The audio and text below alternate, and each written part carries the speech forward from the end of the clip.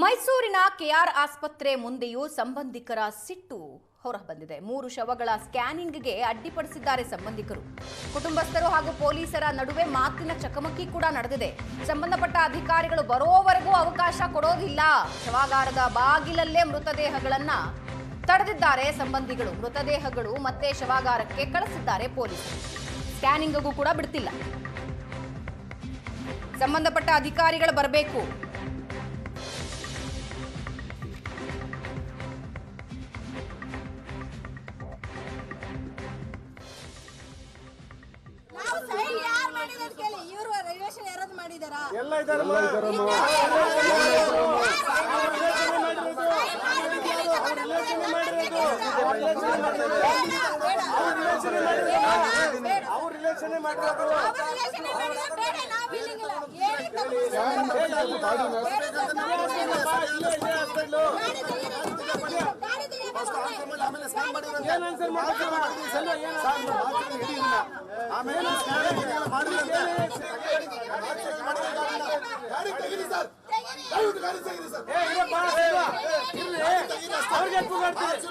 ಅಷ್ಟೇ ಫಸ್ಟ್ ಅರಣ್ಯಾಧಿಕಾರಿಗಳು ಬರಬೇಕು. ಕೇಳ್ಕೊತಾ ಇದ್ದೀನಿ, ದಯಮಾಡಿ ಇಲ್ಲಿ ಅರಣ್ಯ ಅಧಿಕಾರಿಗಳು ಬರಬೇಕು. ಯಾಕೆ ಒಂದು ಹುಲಿ ಸತ್ರ ಅರ್ಧ ಗಂಟೆಯಲ್ಲಿ ಬರ್ತೀರಾ? ಮನುಷ್ಯನಿಗೆ ಬೆಲೆ ಇಲ್ವಾ? ಒಂದು ಹುಲಿ ಚಿಂತೆ ಸತ್ರ 10 ದಿವಸದಲ್ಲಿ ಬರ್ತೀರಾ? ಮನುಷ್ಯ ಸತ್ತಿದ್ದಾರೆ, ಇವತ್ತು 2 ದಿವಸ ಆಗೈತೆ. ಯಾಕೆ ಬರ್ತಾ ಇಲ್ಲ? ಯಾಕೆ ಬರ್ತಾ ಇಲ್ಲ?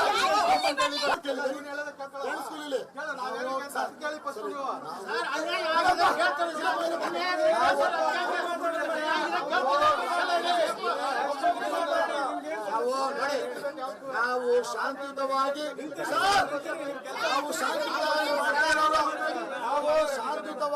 ಇಷ್ಟು ದಿನ ಸೈಲೆಂಟ್ ಆಗಿ ಬಂದು ಸುಮಾರು 1 ದಿನಗಳೇ ಕೂಡ ಕಳೆದಿದೆ. ಇನ್ನಾದರೂ ಕೂಡ ಅವುಗಳ ಮರಣೋತ್ತರ ಪರೀಕ್ಷೆ ಆಗಿಲ್ಲ. ಕುಟುಂಬಸ್ಥರು ಕೂಡ ನ್ಯಾಯಕ್ಕಾಗಿ ಆಕ್ರಂದನವನ್ನು ಏನು ಶವಗಾರದ ಮುಂದೆಲ್ಲೇ ಇಡ್ತಾ ಇರ್ತಕ್ಕಂಥದ್ದು ನೀವು ಶವಗಾರದ ದೃಶ್ಯಾವಳಿಗಳನ್ನು ಕೂಡ ಗಮನಿಸ್ಬೋದು. ಈಗ ಏನು ಅನೂರಿನಿಂದ ಬಂದಿರತಕ್ಕಂತಹ ಮೃತರ ಸಂಬಂಧಿಕರೇನಿದ್ದಾರೆ ಅವರ ಆಕ್ರಂದನದ ಕಟ್ಟೆ ಕೂಡ ಒಡೆದಿರ್ತಕ್ಕಂಥದ್ದು. ಎಲ್ಲರೂ ಕೂಡ ಈ ಒಂದು ಆಸ್ಪತ್ರೆಯ ಮುಂಭಾಗದಲ್ಲೇ ಕೂಡ ಶವಗಾರದ ಮುಂಭಾಗದಲ್ಲೇ ಕೂಡ ಓಡಾಡ್ತಿದ್ದಾರೆ, ನ್ಯಾಯಕ್ಕಾಗಿ ಮೊರೆ ಇಡ್ತಾ ಇದ್ದಾರೆ. ಅಮ್ಮ ಹೇಳಿ, ಇವ್ರು ನಿಮ್ಗೆ ಏನಾಗಬೇಕು ಸತ್ತಿರೋರು? ನಮ್ಮ ತಮ್ಮ ಸರ್, ನಮ್ಮ ತಮ್ಮಕಿ ಗಂಡ ಸರ್. ಏನಕ್ಕೆ ಹೋಗಿದ್ರು? ದನ ಕಾಣ್ತಿಲ್ಲ ಸರ್, ದನ ಹೊಂಟೋಯ್ತು. ದನ ಒಂದು 2-3 ದಿನ ಆಯ್ತು, ದನ ಕಾಣ್ತಿಲ್ಲ. ಹುಡ್ಲೇಲೆ ಹುಡ್ಕಾಯ್ತು, ದನ ಸಿಕ್ಕಿಲ್ಲ. ಕಾಡು ಒಳಗೆ ಹೋಗಿ ನೋಡಿದ್ರೆ ಸರ್ ಸಿಕ್ಕಿಲ್ಲ. 3-4 ಜನ ಸೇರಿ ಹುಡ್ತಾ ಇದ್ರೆ ಸಿಕ್ಕಿಲ್ಲ. ಇವ್ರು ರಾತ್ರಿ ಆಯ್ತು, ಅಲ್ಲೇ ಮಣಗವ್ರ ಸರ್. ಇವರು ಫಾರೆಸ್ಟ್ನವ್ರು ಹೋಗಿ ಎಲ್ಲ ಹಿಡ್ಕೊಬಿಟ್ಟು ಹೆಂಗ್ ಕೈ ಕಾಲ ಕಟ್ಟಾಕ್ಬಿಟ್ಟು ಸರ್ ಹಿಂಗೆ ಮಾಡೋರ ಸರ್. ಯಾಕೆ ಸರ್ ಹಿಂಗೆ ಮಾಡೋದವ್ರು? ಅಲ್ಲಿ ಕಾಡಿಗೆ ಮಾಂಸಕ್ಕೆ ಇದಕ್ಕೆ ಹೋಗಿದ್ರು ಅಂತೇಳಿ ಸುಳ್ಳು ಮಾತು. ಫಾರೆಸ್ಟ್ನವರು ಇವರೇ ಏನೇನೋ ತಪ್ಪು ಕೆಲಸ ಮಾಡ್ಬಿಟ್ಟು ನಮ್ಮ ಹುಡುಗರ ಮೇಲೆ ಹಾಕ್ತಾರ ಇವರು. ಹಂಗೆ ಇವ್ರು ಏನು ಸರ್ ಹಂಗೆ ಮಾಡಿದಾರೆ ಸರ್. ಇವ್ರು ಸುಟ್ಟಾಕ್ತಾರೆ ಸರ್. ಇಲಾಖೆ ಅರಣ್ಯ ಫಾರೆಸ್ಟ್ ಆಫೀಸ್ ಅಣೂರಲ್ಲಿ ಇರೋದು. ಪೊಲೀಸಲ್ಲಿ ಯಾರು ಕಾಣ್ತಿಲ್ಲ ಸರ್, ಒಂದು ಚೂರು ಕಾಣ್ತಾ ಇಲ್ಲ. ಈಗ ಈ ವಿಚಾರ ಗೊತ್ತಾದ್ಮೇಲೆ ಈಗ ಇಷ್ಟೆಲ್ಲ ಆಗಿದೆ, ಮರಣೋತ್ತರ ಪರೀಕ್ಷೆ ಆಗಿಲ್ಲ, ಏನಂತೀರಿ ಸರ್? ನಮಗೆ ಇದು ಪಕ್ಕ ನಮಗೆ ಗೊತ್ತಾಗಿರ್ಬೇಕು. ಇದು ನಮಗೆ ಗೊತ್ತಿಲ್ಲದೆ ನಮ್ಮ ಸ್ಟೇಟಿಂದ ಈ ಕಡೆ ಇವರು ಶಿಫ್ಟ್ ಮಾಡಿರೋದು ನಮಗೆ ಯಾರು ಗೊತ್ತಿಲ್ಲ. ಮೇಯ್ನ್ ನಮ್ಗೆ ಅದು ಗೊತ್ತಾಗಬೇಕು. ಮತ್ತು ನಮ್ಮದು ಇದು ಕೊಲೆ ಆಗಿದೆ ಸರ್. ಇವರು ಶೂಟ್ ಮಾಡೋದು ಯಾರೂ ಅವರು ಕೊಟ್ಟಿಲ್ಲ. ಇವರಾಗಿಯೇ ಇವರು ಶೂಟ್ ಮಾಡವ್ರೆ. ಏನು ನಮಗೆ ಇದು ಪಕ್ಕ ಕೊಲೆ ಆಗದೆ. ಇದು ನಾವು ಇನ್ನೂ ಹೋರಾಟ ನಡೀತದೆ, ಹೆಚ್ಚಾಗಿ ಆಗುತ್ತೆ. ಎಷ್ಟೊತ್ತಲ್ಲಿ ಹೋಗಿದ್ರು ಇವ್ರು ಕಾಡಿಗೆ? ಸಾಯಂಕಾಲ 5 ಗಂಟೆಗೆ ಹೋಗಿದ್ದು. ದನ ಇಲ್ಲ ಅಂತ ಕಾಡಿಗೆ ಹೋಗಿದ್ದು. ಒಬ್ಬರು ಹೋಗೋಕ್ಕಾಗಲ್ಲ ಅಂತ 4 ಜನ ಹೋಗಿದ್ದು ಕರ್ಕೊಂಡು. ಒಬ್ಬರು ಸತಿ ನೋಡೋಕ್ಕಾಗಲ್ಲ ಅಂದ್ಬಿಟ್ಟು 4 ಜನ ಹೋಗಿದ್ದು. ಹೋದ್ಮೇಲೆ ಕತ್ಲಾಯಿತು, ಟಯರ್ಡ್ ಆಯಿತು, ಊಟ ಇಲ್ಲದೆ ಹೋದ್ರು. ಹಂಗೆ ಮಲಗಿದೆ. ಬೆಳಗ್ಗೆ ಜಾಗದಲ್ಲಿ ಹೋಗಮ್ಮಂತ ಇವ್ರು ಹೋಗಿ ಮಲಗಿದ್ದಾಗಲೇ ಸೂಳ ಮಕ್ಕಳು ಹೋಗಿ ಮಲಗಿದ್ದಾಗಲೇ ಇಲ್ಲೆಲ್ಲ ಶೂಟ್ ಮಾಡಿಬಿಟ್ಟು ಒಬ್ಬ ಎದ್ದು ಓಡೋಗ್ಬಿಟ್ಟ. ತಪ್ಸ್ಕೊಂಡು ಓಡೋಗ್ಬಿಟ್ಟು ಅವನು ಬಂದು ನನಗೆ ಹೇಳಿದ ಮೇಲೆ ನನಗೆ ಗೊತ್ತಾಯ್ತು, ಇಲ್ಲಿ ಬಿಡ್ತೀವಿ ನಾವು. ಅವನು ಅಲ್ಲೇ ಸಾಯಿಸಾಕ್ತಿದ್ದೆವು. ಅವನು ಎಂಥ ತಪ್ಪು ಮಾಡಿಲ್ಲಪ್ಪ, ಅವನು ಎಂಥ ತಪ್ಪು ಮಾಡಿಲ್ಲ.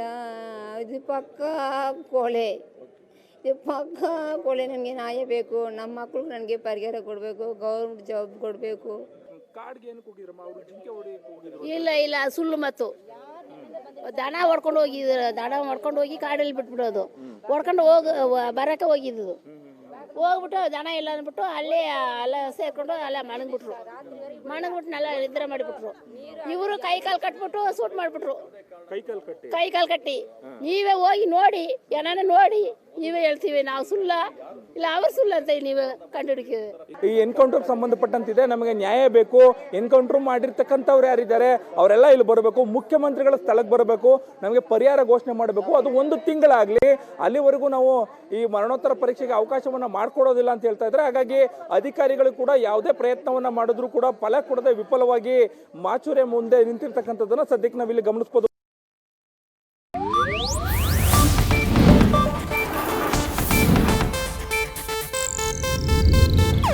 ಇದು ಏಷ್ಯಾನೆಟ್ ನ್ಯೂಸ್ ನೆಟ್ವರ್ಕ್ ಪ್ರಸ್ತುತಿ.